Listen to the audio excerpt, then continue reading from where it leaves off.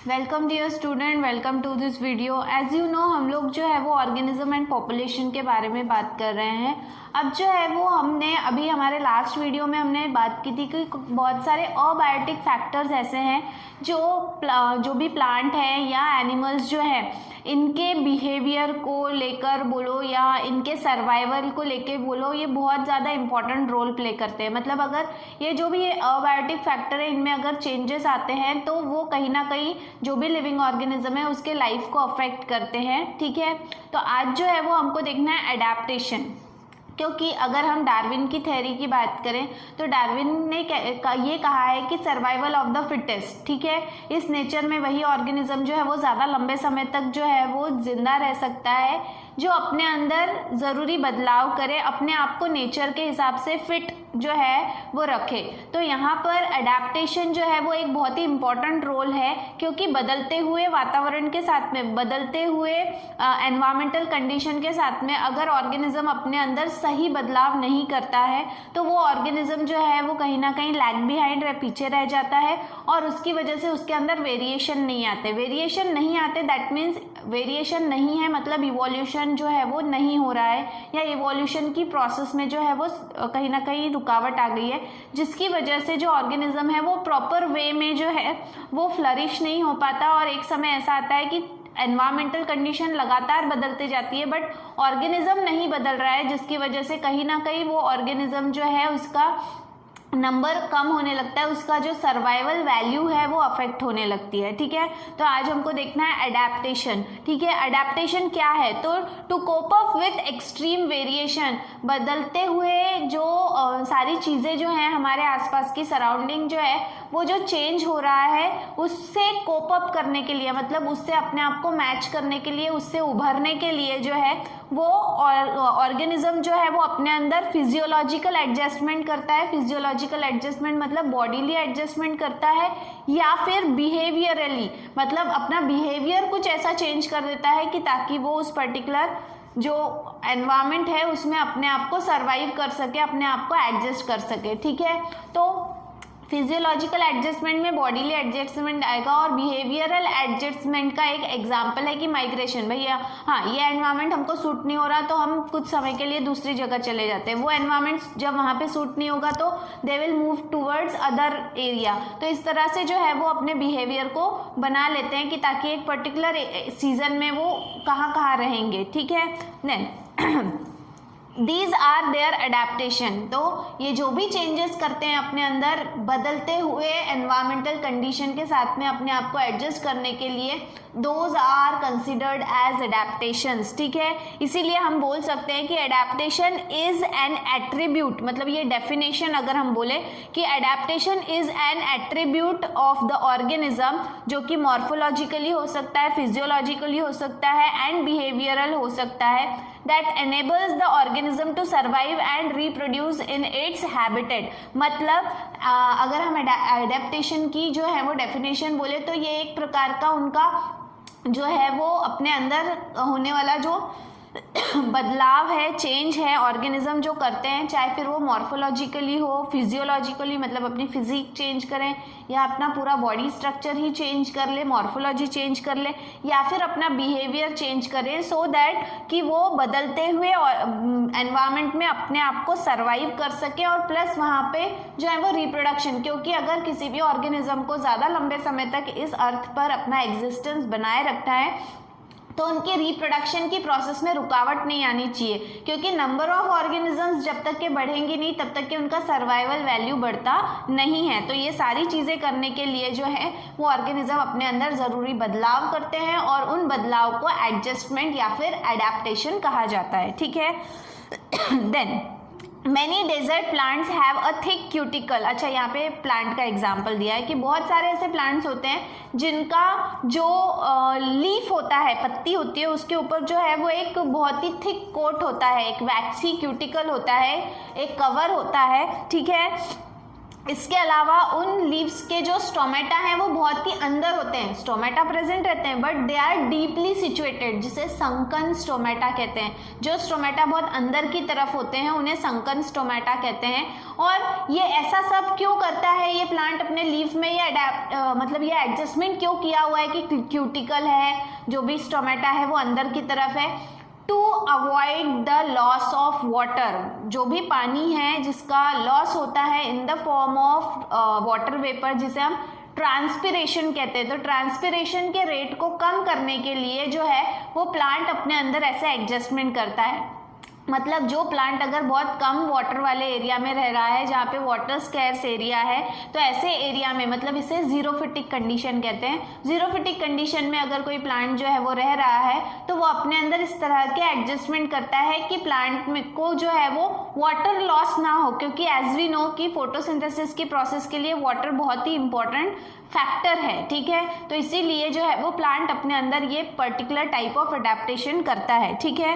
Then इसके अलावा कुछ प्लांट्स हैं जो अपने अंदर, स्पेशली जीरोफिटिक प्लांट्स जो हैं, सक्यूलेंट प्लांट्स जो हैं, वो अपने अंदर जो है मतलब अपने फोटोसिंथेसिस के लिए एक नया साइकिल, उन्होंने एक स्पेशल साइकिल जो है वो डिस्कवर करके निकाला है जिसमें लॉस ऑफ वाटर कम होता है। हम लोगों ने जो है वो फोटोसिंथेसिस ये चैप्टर 11 स्टैंडर्ड में पढ़ा है।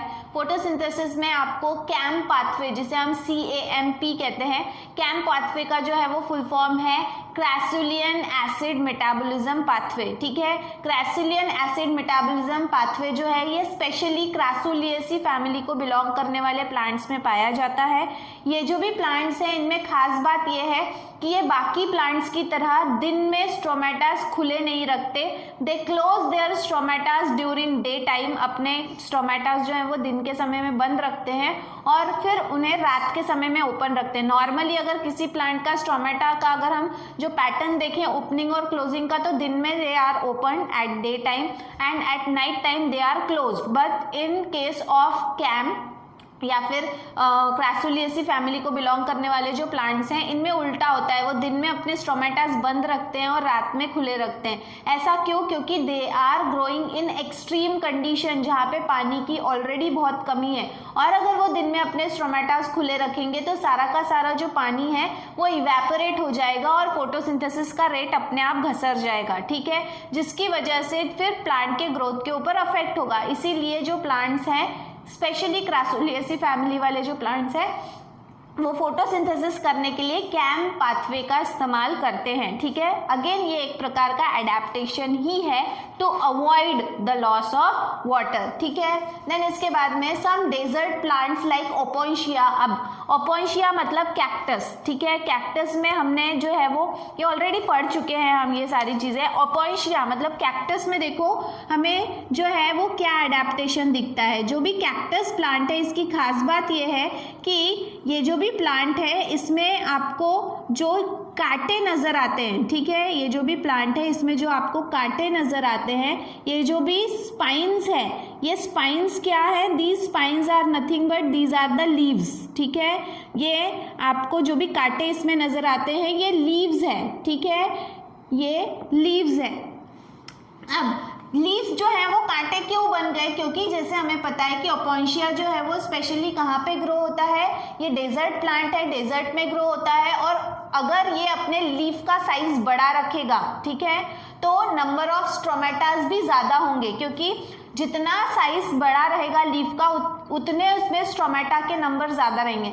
जितना स्टोमेटा ज़्यादा रहेगा उतना लॉस ऑफ वाटर ज़्यादा होगा, ठीक है।